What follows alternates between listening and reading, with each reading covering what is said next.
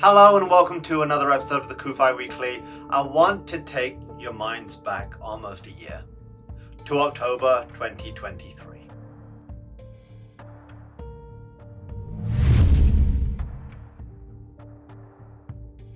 I know that the date October 7th is ingrained into all of our collective consciousness.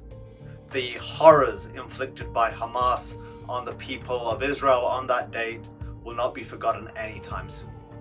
But it's not October 7th I want to talk about, it's October 8th. From Lebanon, Hezbollah, the regime in Iran's crown jewel of terror proxies, decided at Israel's worst moment, as it is mourning the slaughter of its civilians, as it is searching for information about those who have been taken into Gaza, Hezbollah decided to fire rockets at Israel.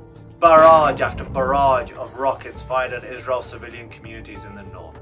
It made threats of how it would also do what Hamas did. And while there had been back and forth with Hezbollah firing rockets, Israel then striking Hezbollah targets, we've seen the situation really heat up recently. There's been calls from the American administration that we need to prevent this escalation. The escalation happened on October 8th. On October 8th, when Hezbollah started firing rockets at Israel, they escalated the situation. When Israel was at its darkest and lowest moment, this terror proxy, this tool of the regime in Iran, tried to kill more Israeli civilians. It killed Israeli children in July.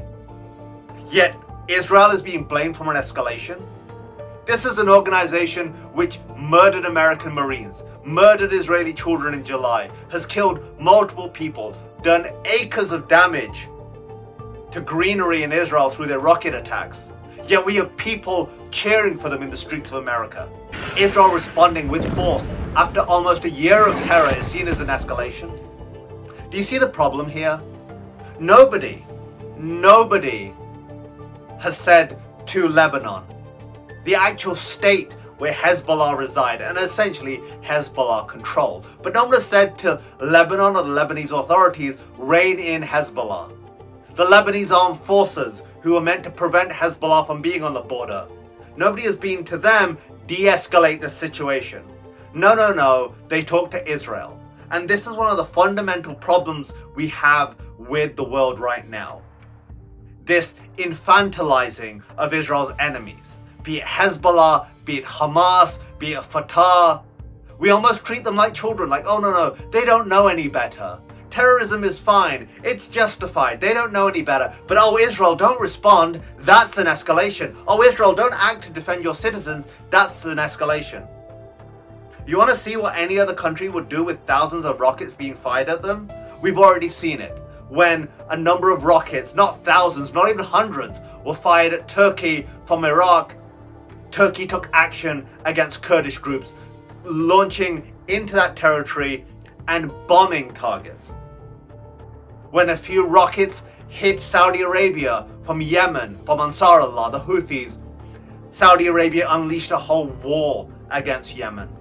But Israel is meant to de-escalate. Like, what sort of strange and absolutely topsy-turvy world are we living in that this is how the world is viewed? And rather than standing with the country which is standing against terrorism, we seem to coddle the terrorists. This is setting a dangerous precedent for the future. Tens of thousands of people being evacuated from the northern border. We don't know how the situation in Lebanon will pan out. But the one thing I want you to know, this did not start with the pagers, it did not start with the communications devices, it did not start with the strikes on Hezbollah leaders, which has essentially decapitated their evil leadership. It started on October 8th when Hezbollah started firing rockets at Israel.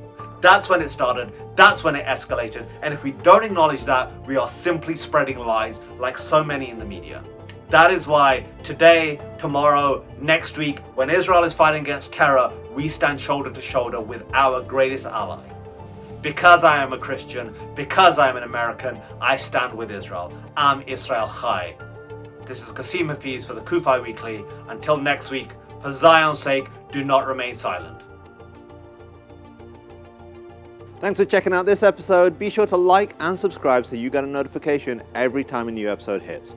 And if you want to check out some of our previous episodes, and we've got some really good ones, click on one of the thumbnails and that will take you right there. And finally, if you want to know more about CUFI and the work we do, go to CUFI.org to check out all the resources we have available free to you.